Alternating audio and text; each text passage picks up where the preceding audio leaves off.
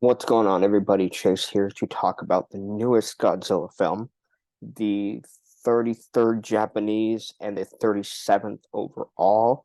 There have been four American films: Godzilla 89 or 89, Godzilla 98, Godzilla 2014, King of the Monsters from 2019, and Godzilla vs. Kong from 2021 or 2021, I think it was. Anyway, we have those four, and we have the 33 others from Toho. And now we have this latest one, the 37th film from Toho. And man, is this a good movie. I got my G-Man shirt on. I love Godzilla. He is my favorite movie monster of all time. He is one of my favorite characters. I know it sounds weird to say, but he really is one of my favorite movie characters of all time. I am a long time Godzilla fan. I have been watching his movies since I was a kid, and I loved this movie.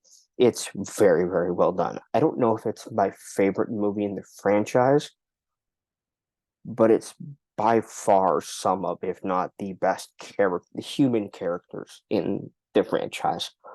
Um, I am not one who necessarily cares about the characters in Godzilla films. Even the last couple American films, 2014, 2019, and Kong, and Godzilla versus Kong,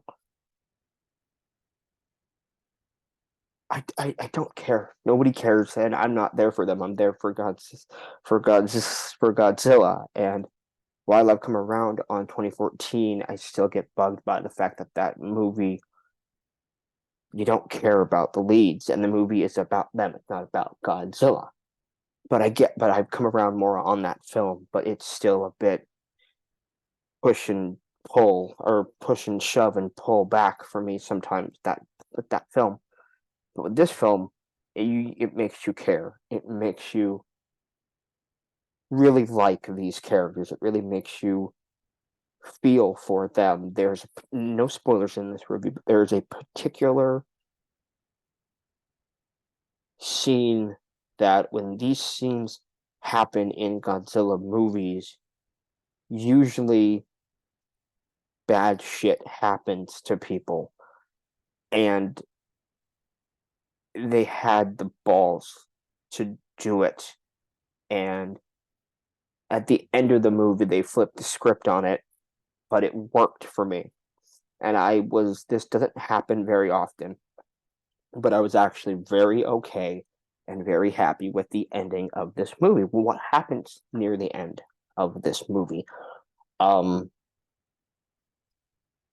I really, really felt for these characters. I thought the characters in this one, the human characters, were very, very good.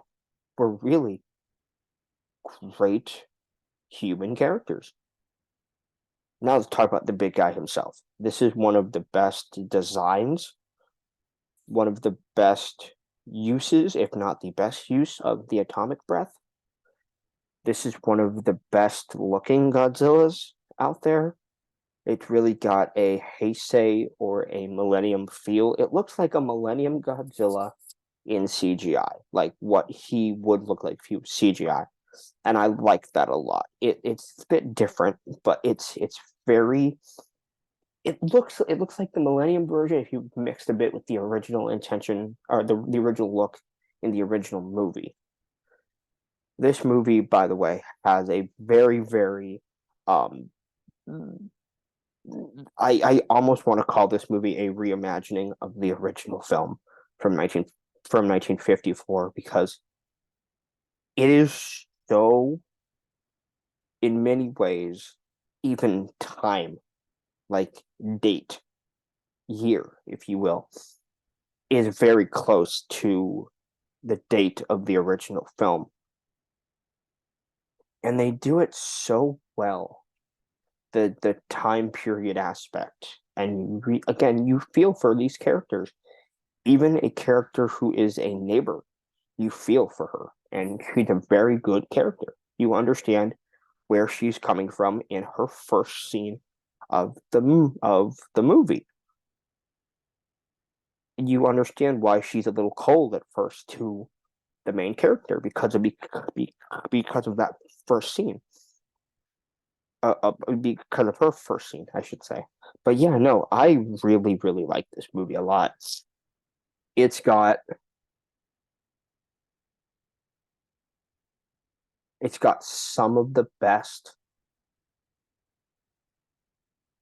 most tension-filled action that I've seen in a Godzilla movie, maybe ever.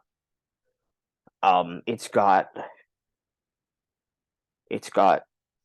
some of the coolest new inventive ways that aren't as weird as they were in Shin Godzilla. Like, I like Shin Godzilla, but for me, I know a lot of people hate it and I know a lot of people like it. I'm on the like it, but I'm almost like 50-50 on it, but I like it. For me, Shin Godzilla was a little strange at times because it was just so different. And they did things that were just so out there. And I thought there were way too many human characters and way too not as much Godzilla as I thought there should and could have been. But overall, I do like the film. This movie does these new inventive things with Godzilla. You would think a franchise that is 70 years old and 37 films in would be dying off, would be out of steam. But no, they are literally in this new excuse me, era. They are coming up with some of the coolest and most inventive stuff in Godzilla lore.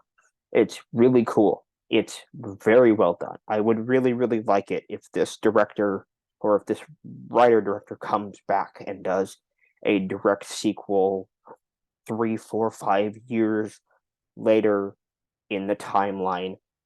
You know, you take the characters and move them up 4 or 5 years, and yeah, it would be cool. I would be fine with that. And Godzilla comes back.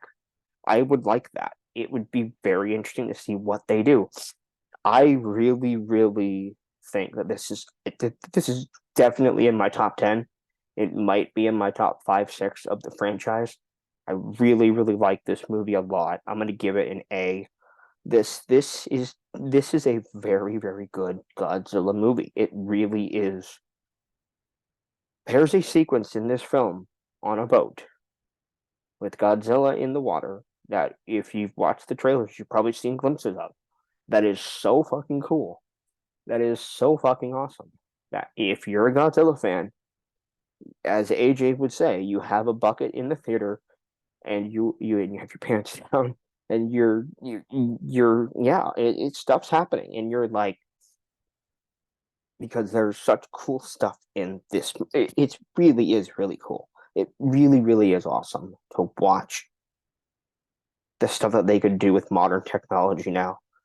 I will always love the suit stuff with Godzilla, and in every way, I still kind of like it more. But this new CGI stuff that they've taken with Shin and now Godzilla -1 is very, very, very cool. Um, this is the better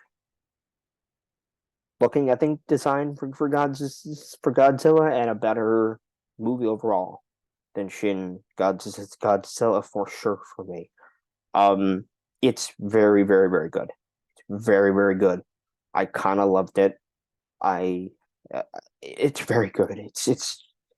It's one of the best of the franchise for sure. It's definitely got this movie brings new life into the Toho Godzilla Japanese original franchise. Like it's again 70 years.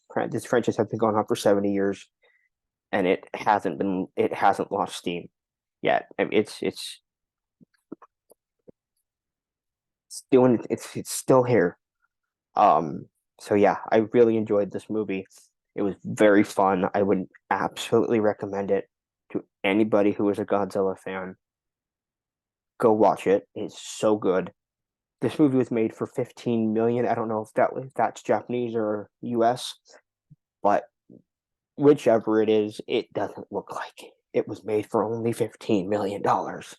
Movie looks like it was made for $100 million plus, and it looks better than most movies that were that came out this year that were $200-300 million.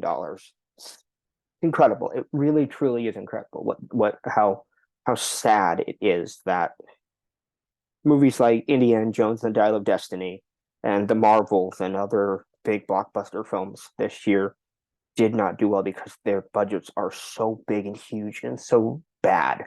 And it's just it's ridiculous. And they have this movie that came out that was either Japanese or American $15 million, and it looks better. I mean, there's a shot in this movie that I literally went, that is that's in a Godzilla movie, and it has nothing to do with Godzilla.